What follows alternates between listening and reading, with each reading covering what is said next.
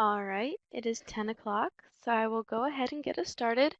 Good morning, everyone. I am Taylor Post, Swiftland's Office Manager, and I would like to welcome you all to today's webinar, 10 Tips for Guerrilla Branding, and today's presenter, David Vinjamuri. David Vinjamuri is Assistant Professor of Marketing at New York University and President of Third Way Brand Trainers. David writes the Brand Truth column for Forbes and has contributed to Library Journal, Publishers Weekly, and Advertising Age. He's been quoted in the New York Times, Wall Street Journal, and USA Today, been heard on NPR's Marketplace, and appeared on MSNBC, Fox Business, CBS News, and BBC World. Prior to teaching, David was a professional marketing at Johnson & Johnson, Coca-Cola, and other top companies. David is the author of Accidental Branding: How Ordinary People Build Extraordinary Brands. Please welcome David and enjoy his webinar this morning. Good morning. So this morning I want to talk to you for a few minutes about guerrilla branding. It's intended to be a way to reach your community in non-traditional ways. So I have not done this as a webinar, so please bear with me. I did this exact workshop at PLA last year. It took about an hour with some live interaction. So my guess is we're talking about a half an hour to 45 minutes, but we'll see. In the meanwhile, if you have questions as we go through, type them. If I don't see them on chat, I certainly will at the end, and there should be plenty of time to answer any questions that any of you do have. I want to start out with guerrilla branding by explaining something that I think is fundamental to understand about how libraries attract patrons, and in fact, how any brand, any business attracts customers. If you've come into marketing for the first time, or it's an unfamiliar discipline for you, I know some of you may have a marketing background, but if this is new to you, you may think that the goal of marketing is to take people who don't know anything about your branch or your library or your brand and to tell them about it and to get them to come inside.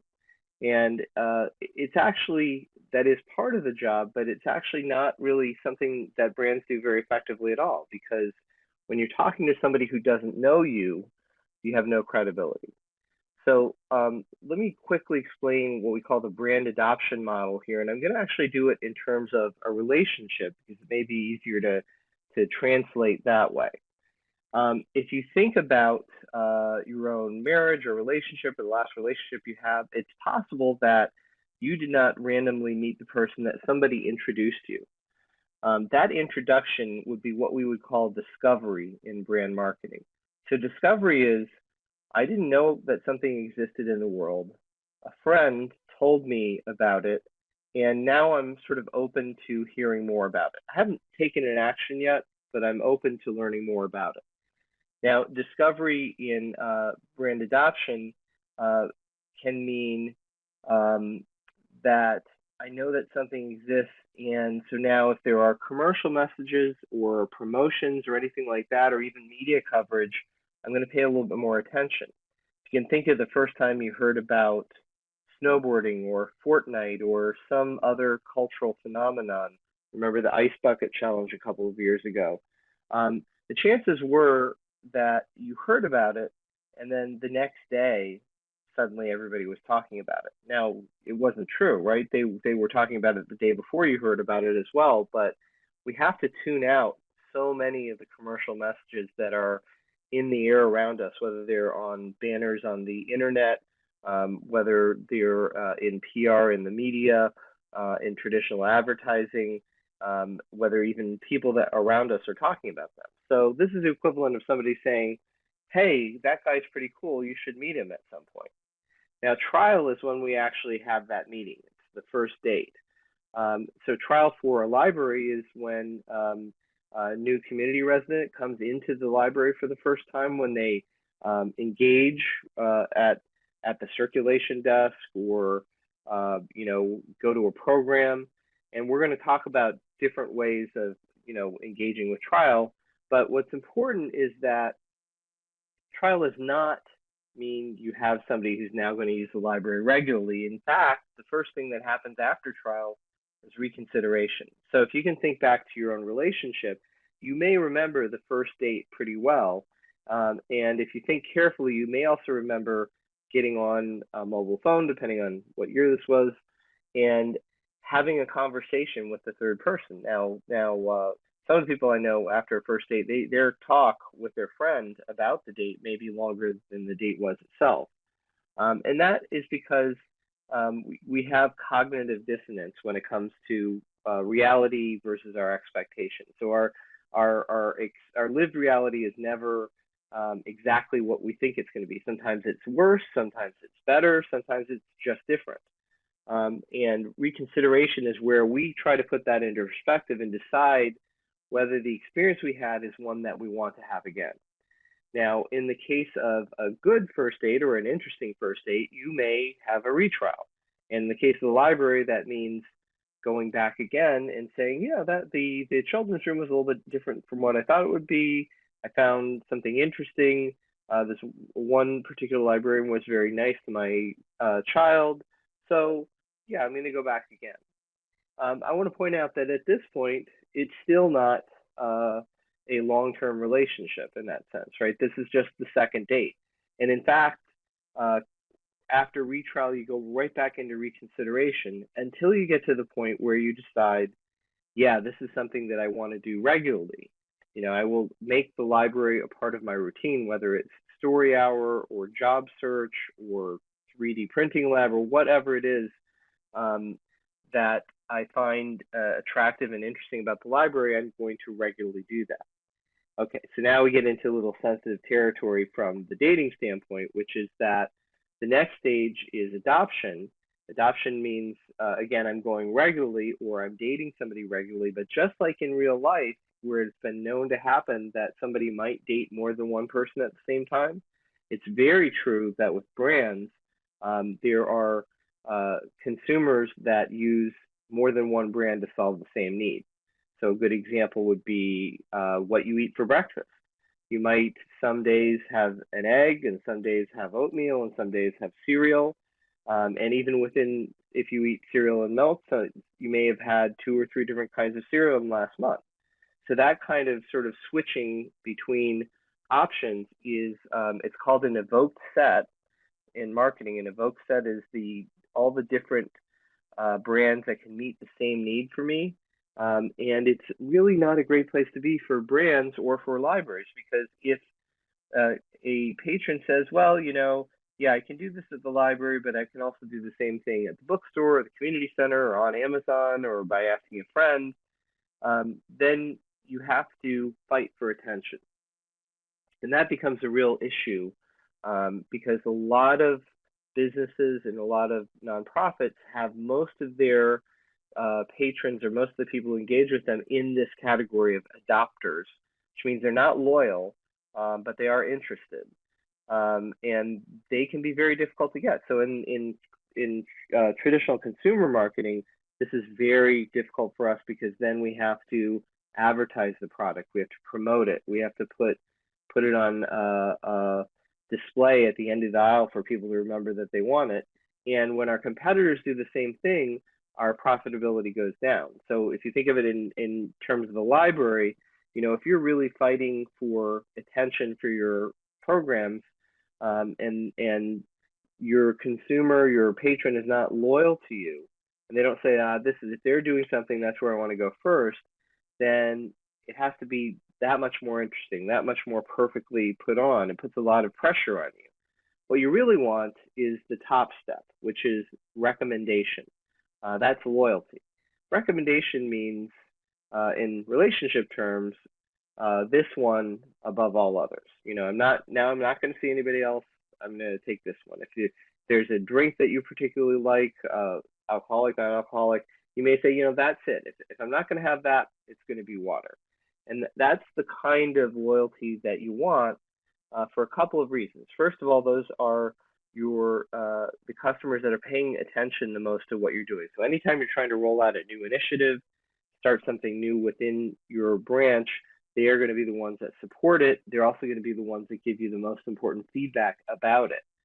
But the most important reason, and then, sorry, the second reason is, again, what we were talking about before, the fact that the adopters are actually quite expensive to keep because you have to keep reminding them that you exist and that you're doing something that they care about. The raving fans, the recommenders, the loyal, they remember. They will check in with you. Um, the most important reason, however, actually goes back to the bottom of the stairs in discovery. We think about somebody who's new, who moves into your community, may know there's a public library there, but doesn't know about your library, doesn't know about your branch or your library. Um, you want them to have a good initiation. You want them to come in. How that happens is actually somebody saying, hey, there's a great story time at the library. You should come. And guess who does that? It's actually the raving fan, the brand evangelist, the loyal patron. So when we think of the brand recruitment process, this has an incredibly important implication. It means that your job when you're trying to increase your circulation or increase the number of people who visit your library, your job really isn't to tell people who don't know at the library about the library, or people who are not in the library. It's not to tell them about it. What your job is to actually take the people who are already in your library every week to get them to be loyal, to find the things that will get them excited about coming back, and then to make it easy for them to talk to their friends to bring them in. And the reason I say that's important is because that means that our traditional marketing tactics, the things that you see, this weekend in the Super Bowl, those millions of dollars of money of advertising spent, that's not really what you need to do to be effective. What you need to do is to talk to people that you already know, that are already in your library, and to get them to engage more and to make it easy for them to tell other people. And because of that, the thing that we're going to talk about today is important, which is guerrilla branding. So guerrilla branding is not this. It's not that at all. What it is, though, is innovative, low-cost, unconventional tactics. And essentially with guerrilla branding, what we're doing is we're trying to exchange more money. Instead of that, we're going to use more creativity. Now, some of you may have heard of guerrilla marketing. That's a concept that J. Conrad Levinson popularized in the 1980s. And that was about getting more customers for business with sort of unique acquisition tactics. This is not the same thing. So guerrilla outreach or guerrilla branding is really more about increasing the awareness of your library, to getting people to think about it first. That's what branding does in general. And that's what we're trying to do here with guerrilla branding.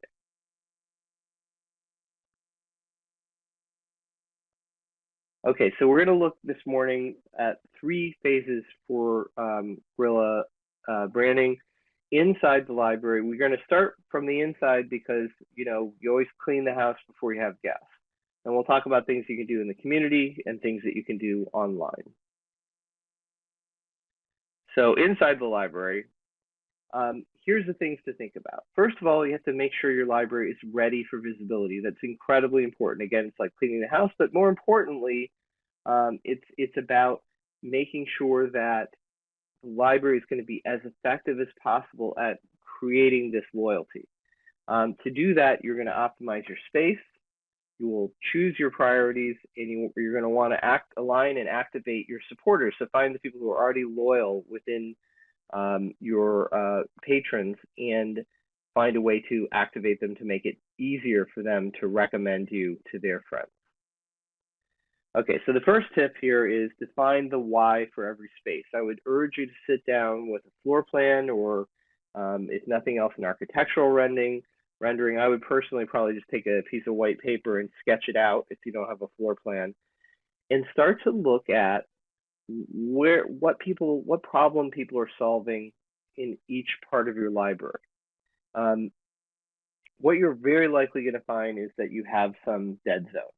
You have some places within the library that are not actually performing, solving a particular problem that are just sort of sitting there, and because you're in the library every single day, you may not really ask them. Ask yourself, well, what is this doing for patrons? You know, ask the questions. Why do I need this space? Who uses this space, and when do they use it? What problems do patrons solve here? Does it help them or hinder them? If you're ambitious, one of the things that you can do, which I guarantee you be eye-opening for you, uh, heat map of your library. So now the traditional way to do a heat map is very difficult for any but the very largest libraries to do, which is you place cameras on the ceiling and you look at where people actually move, and then you draw, you color in your floor plan with dark blue being areas that almost nobody goes, and hot red being the highest trafficked areas. But there's a way to get around that, and I've done that. I'm in the New York area, and I've done that with some New Jersey libraries with graduate students from NYU. And what we did is we basically took library circulation data, and then we mapped it onto the physical location of those titles, along with mapping the attendance at programs onto the place where the programs are taking place. And what you see is really interesting. There's a couple of places where some of your library systems can make this a little tricky, particularly tracking movement off of displays. It's incredibly important. So depending on how that's captured, you may actually have to tweak your system before you get the data. And if you do that, you have to make sure that you're doing this test in one season, so you're not, doing the before data in the spring, let's say, and then the post data in the summer when you have a completely different kind of activity. And you want at least 6 weeks of data beforehand and 6 weeks during. But what you're trying to look at is, are there parts of my library that are fundamentally outperforming other parts? And I can tell you, I'm an advisor to, I'm a trustee in my village that I live in here in New York State, and I sit as an advisor to the library board. And in our library, the displays circulate at something like 60%, and the stacks circulate at 5%. So there's a dramatic difference, 12 times difference in the effectiveness of displays versus stacks. And this is something we see quite typically. So you may ask yourself, what exactly, if my space was designed to house books, right? If you have an older library and perhaps it was designed in the 50s or 60s or even before, then at that point there was no internet. The Library of Congress was really the only entity in the country that really had all the books. You were also buying books at the time when in 1950, let's say, there were 11,000 books published that year. The average public library would acquire 14,000 new titles a year. So libraries sort of had it all, and there was a reason for them to keep it. They were warehousing books and archiving them, as well as displaying them and engaging people with their collections. Now, think about the time since then. You not only have books being important, but all kinds of audio and video sources as well. The average library now can only afford 7,000 unique items a year, and there were over 1 million titles published just in books last year. Now, half of those were self-published, but remember that a quarter of the USA Today bestseller list is self-published. And even if you take out that half, there's still 500,000 titles. So every library now is a little window. And whereas traditional libraries were designed more to be warehouses and archives, a modern library essentially is in the function of a lending museum, meaning you have to curate, right? The people have to engage with the space, or there's really no point for it to be there. There's no inherent value anymore, except unless we're talking about unique local collections, yearbooks, things like that that don't exist anywhere else. There isn't really an inherent value in owning anything unless people are going to use it. So the opportunity with the heat map is to start to sort of look at your space, and if you can't do that, at least do, what I'm suggesting here is lay out your floor plan and say, well, what are people really doing here? Are they really engaging here? Are they really borrowing here? And then what steps can I take to start to move towards a space that's more uniformly effective and uniformly used? Um, when you think about uh, this this process of space planning, don't think about it just as something that you do when you're going to renovate, although that's obviously a time when you think about it. But start to think about your space in three ways, and I would call them segments, day part, and usage. So the segments are the different groups of people who come into your library. And this is not necessarily just demographic. It's not, retirees, um, parents, toddlers, middle schoolers, and high school students, right? It's not that simple because job seekers are going to look very different from, active adults of the same age who are coming there to look for something to read.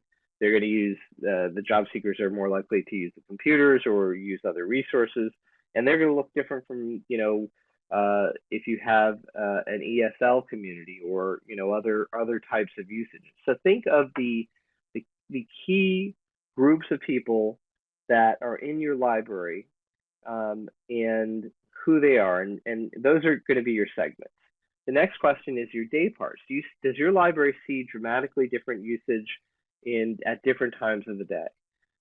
So you could say, hey, we know in the morning we tend to have parents of young children and caregivers, as well as seniors, some entrepreneurs, and maybe one other group in that day part. Now the next day part starts at, let's say, 3:30 when school lets out, and then we have a huge number of middle schoolers, the parents of young children and caregivers and toddlers are all gone by then. So now the usage changes. And then maybe have yet another day part in the evening when you might have adult programming running. And that leads you to look at the usage to think of all the different cases of things that are happening in your library. Now, once you create a matrix of this, what I think you'll realize for most modern libraries is that, first of all, you don't have enough space to do everything and have it all have its own place. But then you start to look at, well, with my space, are there places that I can repurpose space? Can I simply make rooms available where I can move furniture in and out or rearrange things, where one particular segment of people with a specific use in one day part is not really touching up against another use. So my parents of my smallest children, and the toddlers, and then the kids who are in school, they may be there at entirely different times. So there may be an opportunity to share space or to make some of your space flexible. That's a way to think about it. So I would recommend that you audit your space. This is an example from an actual space audit of a library in New Jersey. If you look closely, you can see which one.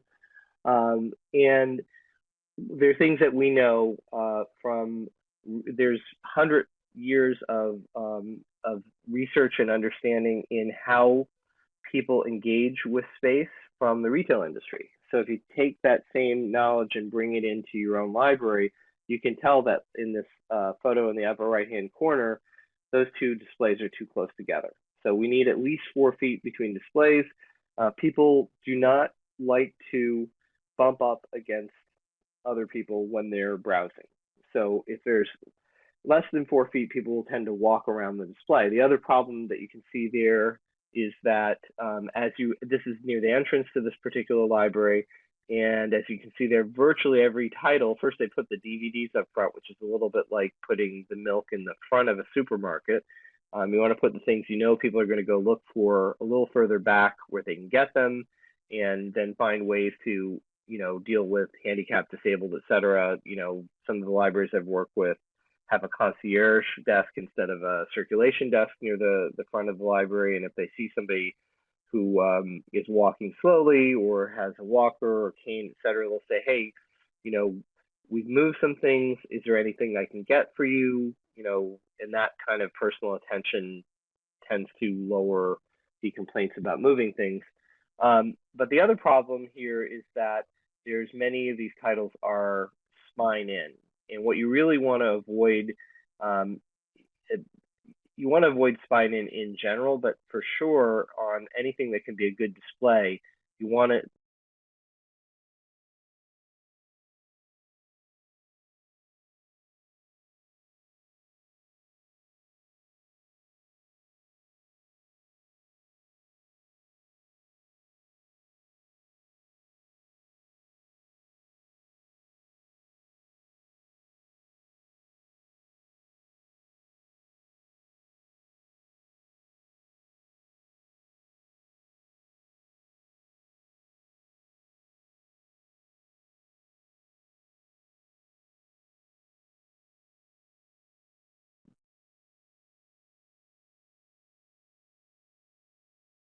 put as many titles spaced out. And you can see there in the lower left-hand corner, there's some good examples of good display. So that's something that a space audit would do. The other thing that you want to do in the space audit is take your floor plan and take your layout and look at the different areas and say, well, are they actually working effectively? How could I move things around? This particular library, they had their key issue was this library was designed, people didn't think of middle schoolers and high schoolers and elementary age kids. So the third grader, the seventh grader, and the 11th grader were thought of as all being sort of the same. So they had a children's room that was intended to um, do all those three things. And the problem is, of course, that if you give a 10th grader the option between sitting with the third graders and sitting with the adults, they're going to sit with the adults, and that creates a whole compounding, rolling series of problems. So what you then have to do is to start to look at your geography and think about how you can separate these ages without aggravating other patrons who maybe want a more quiet environment, et cetera, et cetera. So that's another thing that you can look at when you're doing the audit. Now you can do this yourself. You can see if you can find people who are volunteers or connected to the library who have a retail merchandising background. That's a pretty good background for this. There are also professionals who do this. I am one, and I'll tell you a little bit about that later, but I'm really here more to talk about guerrilla branding today. And give yourself some short-term goals. They should be things that you can accomplish within your next budget cycle, within sort of 1 to 2 years without getting to the first renovation that you have planned. Here for this library, it was about decluttering and signage and doing some reorganization. Okay, so the next tip is to think about creating a parent-child space. There's many libraries have great children's libraries. In fact, some of the best merchandising that I've seen around the country and in Canada has been in children's libraries, not surprisingly, because kids won't put up for some of the things that we sort of make adults endure. But often there isn't really a comfortable place for parents to read to children. So adult-sized furniture that's comfortable for doing that. I did actually just see a great space at the Fountaindale Library in Illinois over the summer, which I'm going to add pictures of. But not great opportunities there. If you're able to add this, that can be a win. Third tip: surprise your patrons. Okay, so we're now moving inside the library, and we often think about programming as something that we need to promote and advertise. And that's absolutely true. It's important to have vibrant programming. It's important to get a dedicated core of people to come to that programming. And you'll certainly find that that helps the library in a whole bunch of ways. And incidentally, by the way, anytime somebody comes in the library for a program, you got to be clever and make sure that they take a book or take a CD or an audio book or a playaway or something else away with them, and make sure you're merchandising the space that those people are coming into. Do you have mobile displays? Are you putting, if you have a lecture on World War II, Have you put some books related to that issue on the war out where they're checkable? Do you have self-checkout? If you have a room that's a community room that's used when the library is closed, could you put a self-checkout station there and let people take some books out? Those are all things to look at. But for tip number 3, I want to suggest that you should also run events that you don't advertise. Now that sounds strange, right? But think about and granted, you're not going to get Lauryn Hill probably in your library the way the Library of Congress did, but um, one of the things that can be wonderful, even for the Library of Congress, having a nationally known artist sort of show up without publicizing it is a pretty big deal. But the reason they do it, the reason they did it, is because what they're trying to do is to give you the sense that if you're not there, if you're not in the library at any given time, you're probably missing something. And you're probably missing something that's interesting and fun and would be engaging. Now, to be fair, you can't do Lauryn Hill, but there may be realistic things that you can do that would really add to the sense of adventure and mystery every time somebody comes into the library. So, do you have copies of bestsellers that are not available to hold that are somewhere near the back of your library? That anytime I have the time to really walk into the library, I might come away with something I really wanted that had a 3-month hold that I can get immediately. So the sort of quick picks idea. Unwrap a surprise. So this is the Denver Children's Library has done this, Westport Public Library. There's a bunch of libraries that have done different versions of this, which is um, they will let you pick a wrapped book and you don't know what the book is to take out. Now, some of them will, divide them by category or by theme, or they'll ask you a few questions. I've also seen this where they just put the first line from the book. So instead of getting you to judge a book by its cover, they get you to judge a book by the first sentence in the book. So there, again, this creates a sense of the library as curator or adventure that I think can be missing. Food sampling. So what if you came into the library one time and just like in I guess down in Florida, like a Publix maybe or Whole Foods or something, there are little things to eat and they're free. That could be a nice thing. So think about things that would really surprise people and give them the sense that they never really know what could be happening when they're coming into the library. I've actually even seen a library that had the high school fencing team come in and do an unannounced fencing demonstration, and you could be sure that got lots of attention because it was a very surprising thing to see inside a library. Okay, so another thing is creating an outreach board. Now, let me be clear here that an outreach board is not the same as the board of trustees. The outreach board is actually going to be made up of working professionals in public relations, marketing, creative agencies, local retail business owners, decorators, or designers. And you're going to use these people for something different than the Friends of the Library do or the library board does. So what you really want from an outreach board is you want them to help you do some of the things that are the second or third or fourth job for most librarians, but they can be the specialty or the basis for an entire industry in the private sector. So there are full-time event planners, as you all know. There are people who do nothing but seek sponsorships in their job. There are space designers. There are merchandisers. All of these people may be in your town already. And if you get a small board with a group of these people, they will help you plan events. You may be able to run more events with their help. They'll create tie-ins with local businesses. We'll talk in a moment about sponsorships. They'll get you into any festivals or events that you're not already taking part of. They may help you organize your social media efforts as well. As you very well know, there are entire groups of people who work on social media for larger companies, if you have any of those headquartered in your town, or even some of the people who work for them nearby. Okay, so in the community, so the heart of guerrilla branding is really doing stuff in your community, and let's talk about a couple of ideas that you can engage with in the community. So when you're outside, you really want to build awareness.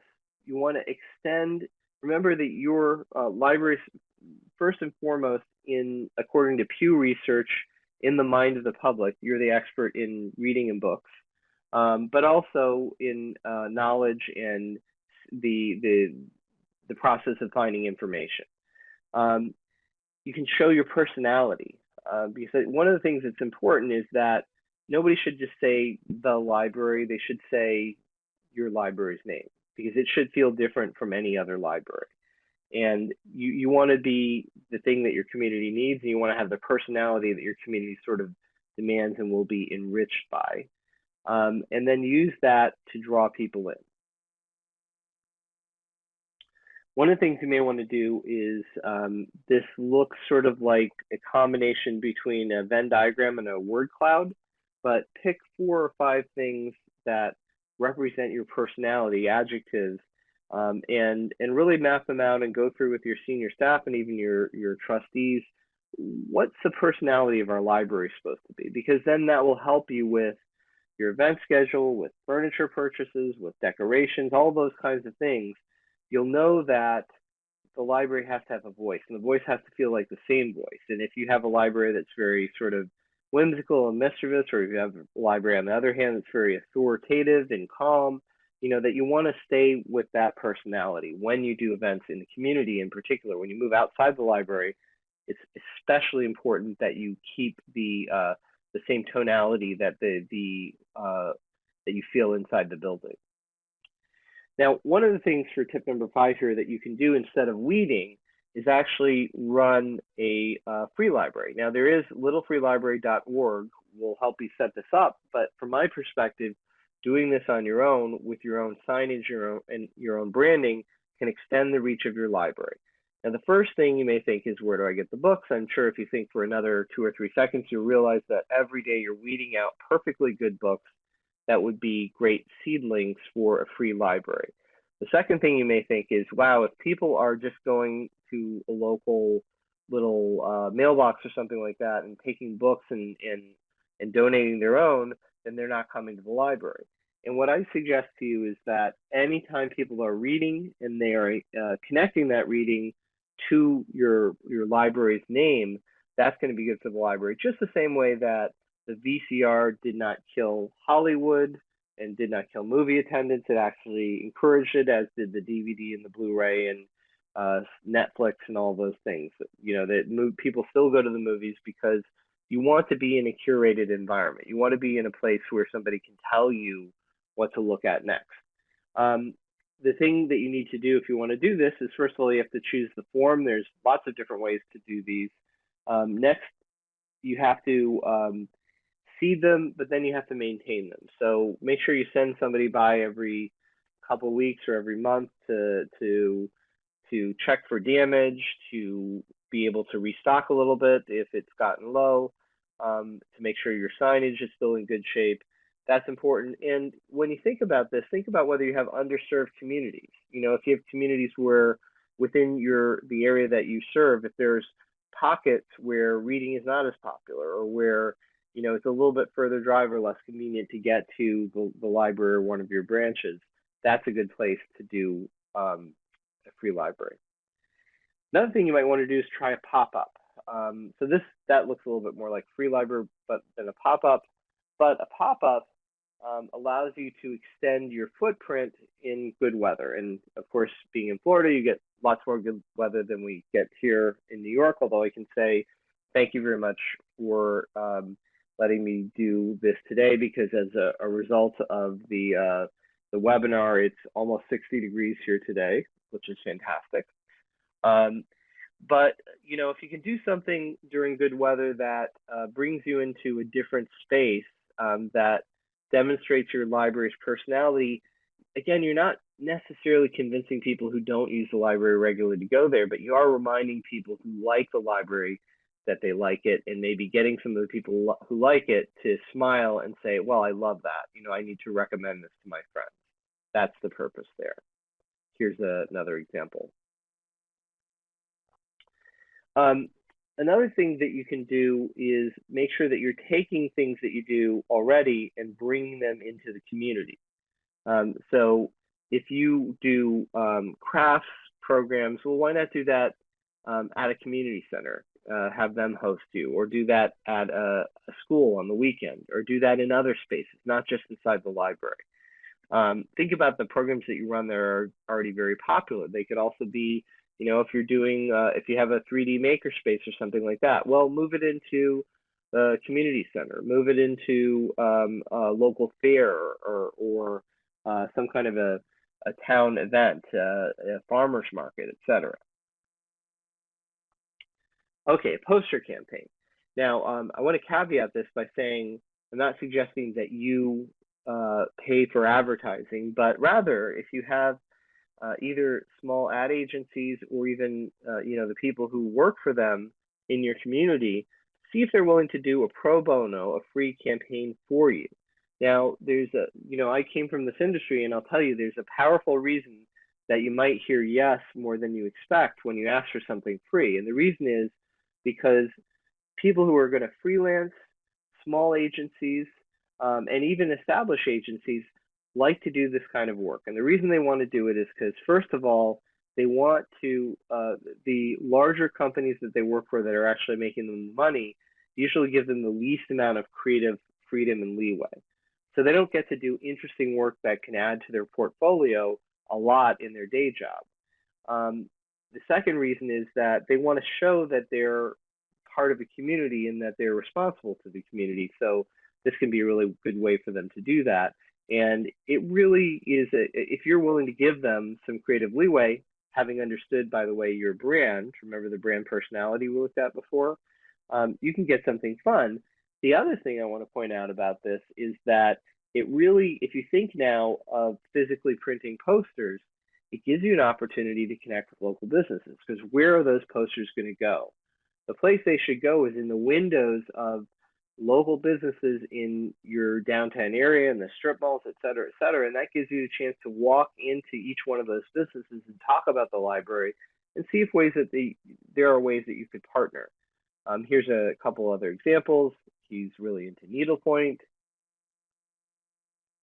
Come face your worst nightmares. So I think some clever campaigns have been done, and these are very likely to be pro bono free efforts. I don't, for the record, know whether the Upper Norwood Library survived or not. Okay. So tip number 8 is to find sponsors. It's something you may already be familiar with from some of your programming that you run, but I want to point out to you that sponsorship marketing is a huge industry. And if you look at out of this, you see sports and entertainment, right? But then you have causes, arts, festivals, and associations.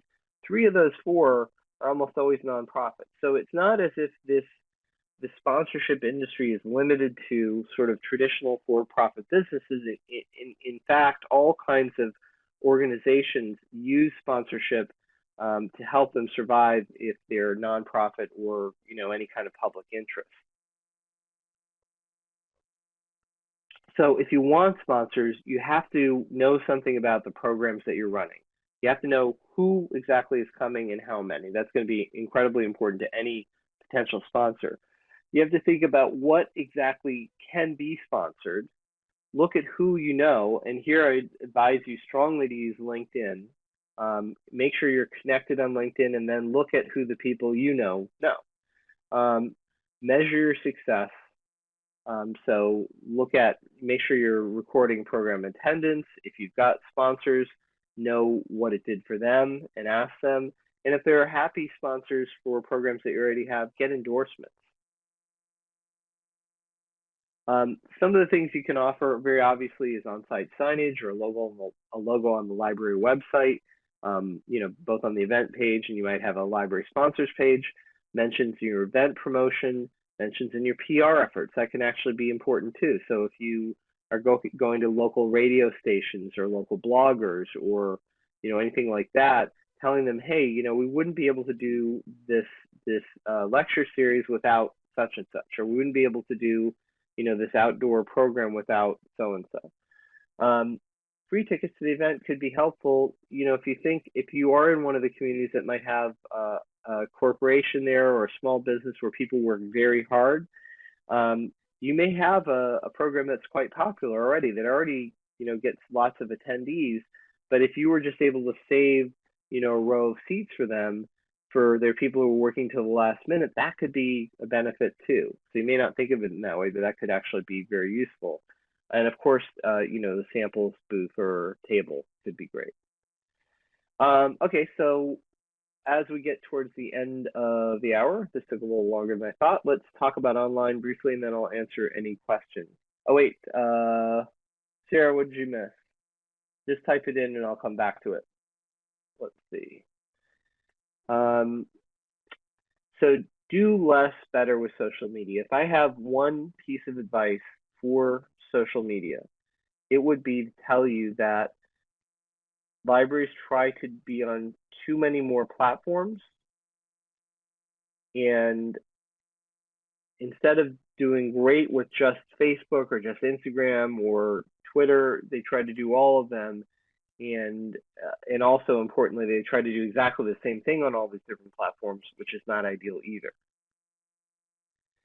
So in terms of engagement, really the share of visits by far, Facebook overwhelms anything. This is a couple years old. The one thing I can tell you is that Instagram would be up here right next to Facebook today. Remember that the social platforms really have distinctly different strengths.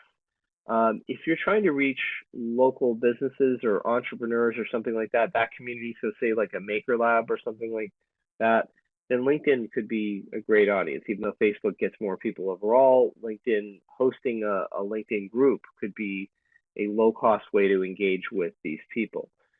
Twitter is it's a little bit more like a microphone, but it's also a two-way medium, so you really have conversations on Twitter. And I think you have to have somebody who's quite experienced with it to use it effectively. If you're just broadcasting your events on that, I guess there's nothing wrong with that, but it's not really going to have the kind of impact that you ideally want. Pinterest is interesting because out of all the social media, it's the one that didn't start with kids, with teenagers or millennials. It started with sort of middle-aged women in the Midwest with the crafting and the scrapbooking community in particular. So it has a whole different role, and Pinterest and Instagram to some extent as well are great for curation. Instagram now is interesting. It's the fastest growing platform. It's very specific. It tends to skew younger, but there's a lot of engagement with it that make it attractive. So you can see Facebook still has the most engagement, followed by Instagram in terms of daily users. And for those of you who don't know, Facebook does own Instagram. A couple of thoughts for Facebook in particular. The first thing is to really be, again, the expert in what consumers, what your patrons think you're the expert in, which is books and reading. You can do lots of other things. Obviously, social media is a very intuitive place to put your events, and you should do that. But make sure that you're the expert in what you are known to be the expert at. One of the things I want to point out that Seattle Public did in this particular execution is that they have they've reposted something from NPR, and what they get is the lent credibility of the NPR brand here. So it's not just about you saying unique things on social media. Sometimes it's about you being the place where if I want to know what's going on in books and reading, I can just look at my library's Facebook page or their Twitter feed, and they'll sort of keep me up to date. They'll show me the most important things to read, and I can be confident that if I'm reading the things that interest me on your Facebook page, I don't have to search the internet for things that I might love. Promote your events. So I'm sure you already do this, but beyond just saying what's going to happen at the library, try to do it in interesting ways. So I love this. The Buffalo and Erie County Public Library had a Ben Franklin exhibit in their Milestones of Science. But what they did online is they showed a page from a text that was probably, I don't know, 4 inches by 6 inches that you never would have read at the library, right? It would be too small to really focus on when you're looking at an exhibit. But it's perfect for the online medium because you can actually focus on it there. So they recognize that online is a different space, and that if they give you the chance to focus in on little details that you wouldn't see as well in something that's going on in the library, that's a way to be complementary to what they're doing. Importantly, follow up. So Toronto Public Library does an event. What do? They record it. They have a podcast that covers, what happened. They may have recaps of some of their events. So they're trying to repurpose that content again and again in the online space. Cuyahoga County, a very famous library in Ohio. What are they doing here? It's not, okay, it says the Key Bank Broadway series, but this is at Playhouse Square, right? This is at the local Playhouse. So these are not, Broadway tickets to Hamilton that they're giving discounts off. It's your community theater. But by being part of the community and trying to help other civic institutions, they're engaging. And again, they're getting themselves to that mental space where people say, yeah, if I really want to know what's going on in my community, the library is the first place to check. So that's what you're trying to do, is to get what we call that top of mind awareness when it comes to events. And again, here you see the Salt Lake City Public Library. I was there a couple of years ago, and they're sharing the Utah Museum of Fine Arts event. So in no sense should you consider yourself a competitor with other local civic institutions. Think of ways which you can work together and help each other out. It's also a chance, if you have librarians who are willing, to really humanize the library staff. Now, some people do not want to have their face on social media, but some people do. And it may be good for their career or for their personal brand or for an interest that they're passionate about to do that.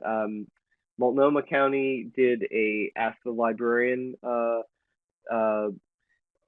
online social platform where they actually found librarians who had deep knowledge in specific genres of fiction and nonfiction, and had them providing reading lists and answering questions and doing engagement sort of throughout the year. And that was very, very successful for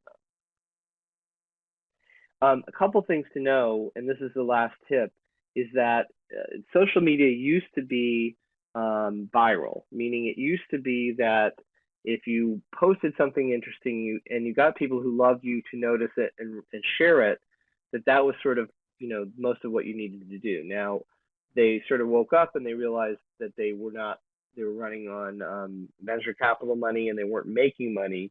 And what they have ended up doing now is artificially constraining reach, so that most posts now get a very small organic reach. So here, I'll show you. This is from a couple years ago. It's not showing too well on this, but basically on this chart, it was 10% organic reach. It's actually less than 3% on Facebook right now.